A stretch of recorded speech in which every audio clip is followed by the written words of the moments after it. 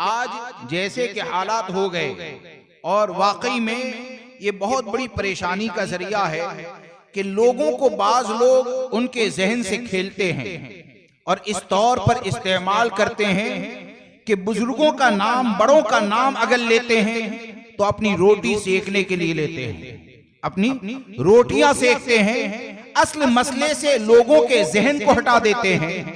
बुजुर्गों ने अगर कोई नारा दिया तो वो लोगों की भलाई के लिए दिया, लेकिन उस नारे को गलत तरीके से पेश करते हैं।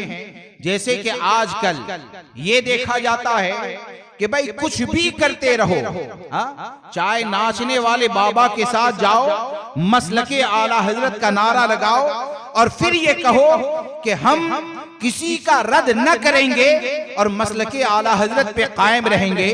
इस चीज को याद रखें कि मसलके आला हजरत और फिक्रे रजा ये सिर्फ देवबंदियत के रद्द का नाम नहीं है, बल्कि मसलके आला हजरत ये इस्लाम का मुकद्दस गुलदस्ता है।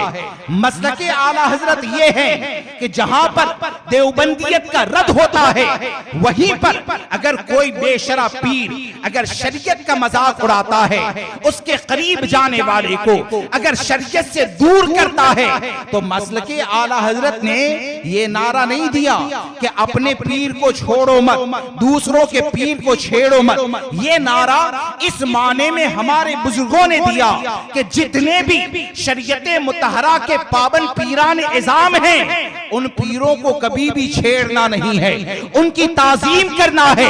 वरना अगर कोई पीर ऐसा है जो शरीयत का मजाक उड़ाता है, औरतों के हाथ चुमवाता है, तो ऐसे लोगों के लिए मजमा जमा करने के लिए, भीड़ को जमा करने के लिए लोगों को ये नारा देकर बेवकूफ बनाना कि अपने पीर को छोड़ो मत, दूसरे के पीर को छेड़ो मत, ये नारा नहीं है। आप फतावा रज़विया शरीफ का मुताला करें, आप हुजूर ताजुशरिया की जिंदगी का मुताला करें, आप हुजूर अशरफुल फुक़हा की जिंदगी का मुताला करें, तो बेशुमार मिसालें आपको ऐसी नजर आएगी कि हमारे बुजुर्गों ने ऐसे मक्कारों को बेनकाब किया और ये बताया जो शरीयत का पाबंद पीर होगा उसकी ताजीम करना जैसे लाजिम होता है, ऐसे ही दीन का मजाक उड़ाने वाले पीर को बेनकाब करना ये मसलके आला हजरत की खिदमत को माना जाता है।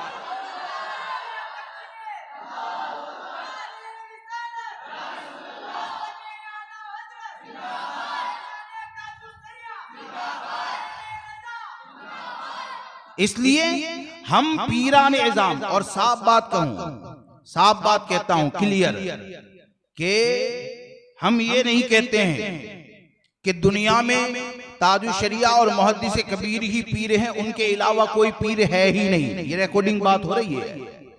हम ये नहीं कहते, हम ये कहते हैं कि जितने भी बाशरा पीरान इज़ाम हैं उन सबको हम मानते हैं, लेकिन ऐसे घालमेल के कायल नहीं है कि कोई पीर लोगों को फिक्रे रजा से दूर करता रहे।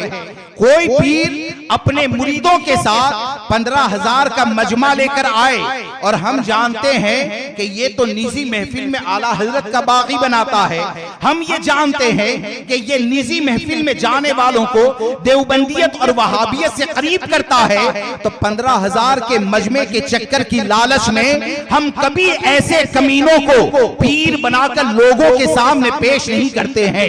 हम अगर किसी को पेश करते हैं तो सबसे पहले हमारा दिल अगर मुतमईन हो जाए कि इसके करीब जाएगा तो फिक्रे रजा से दूर न होगा, तो वो कहीं का भी रहने वाला हो, लोग उसके करीब होंगे तो हमको अच्छा ही लगता है।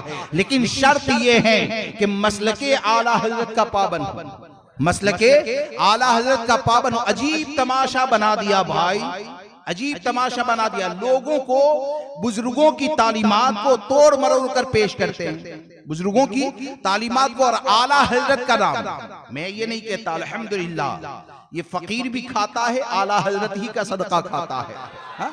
हम तो ऐसे, हम उन लोगों की तरह नहीं हैं कि फतावा रज़विया से पूरा फतवा नकल करें और कहीं पर फतावा रज़विया का नाम भी ना हो। हम उन लोगों में से नहीं हैं। हम उन लोगों में से हैं कि इस चीज का एतराफ करते हैं कि आज अगर हमको कोई आलिम मानता है ना, तो वो भी आला हजरत का सदका है। हमको कोई अगर आलिम मानता है तो ये आला हजरत का सदका है, वरना कोई कितना बड़ा मुहक्किक होता है, कितना बड़ा अल्लामा होता है, अगर इमाम अहमद रजा की किताबों का सहारा लेना छोड़ देना तो पता चल जाएगा कि वो कितनी तहकीक करने वाला है। इसलिए दोस्तों, मसलके आला हजरत पर कायम रहें और ये मुफ्ती मुजीब अशरफ साहब क़िबला पूरी जिंदगी यही तालीम देते रहें, इसी बात की तलकीन करते रहें। वरना आज ऐसा हो गया, आज ऐसे हालात हो गए। मैं आपको चंद बातें बताता हूं कि आज हालात क्या हो गए कि भाई सरकार आला हजरत की बात को तोड़ मरोड़ कर पेश करना, और जरूरत है तो नाम तो लेना ही पड़ेगा। आला हजरत ये सिक्का है, आला हजरत ये सिक्का है कि भले दिल में मुखालिफ होगा लेकिन वक्त जरूरत नाम तो लेना ही पड़ता है। और हम ऐसे हैं कि अल्हम्दुलिल्लाह हम तो ये समझते हैं कि हमारी हर परेशानी का हल मसलके आला हजरत है।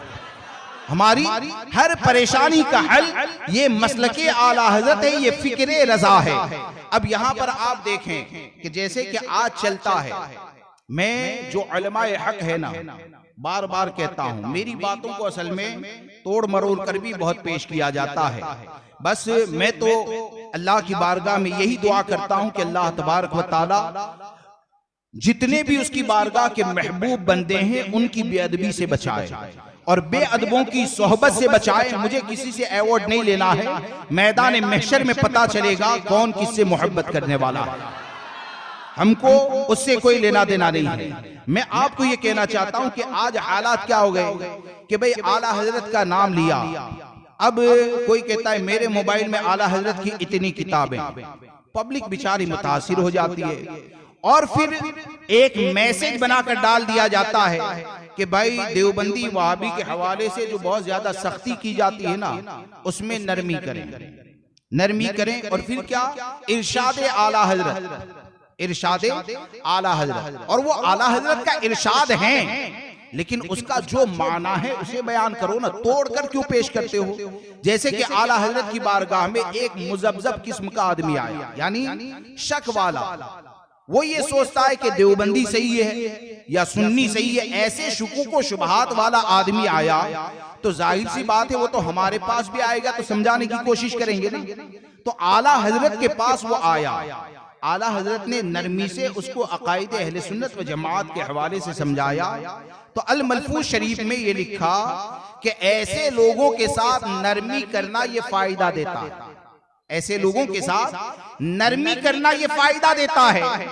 अब यहां पर जो दुनियादार है उसने ये देखा कि मैं तो देवबंदी से बच नहीं पाता, तो अब लोगों की नजर में मैं बुरा न बन जाऊं तो आखिर कौन सा रास्ता निकाला जाए। तो बोले कि आला हजरत ने फरमाया कि ऐसे लोगों से नरमी करना फायदा देता है।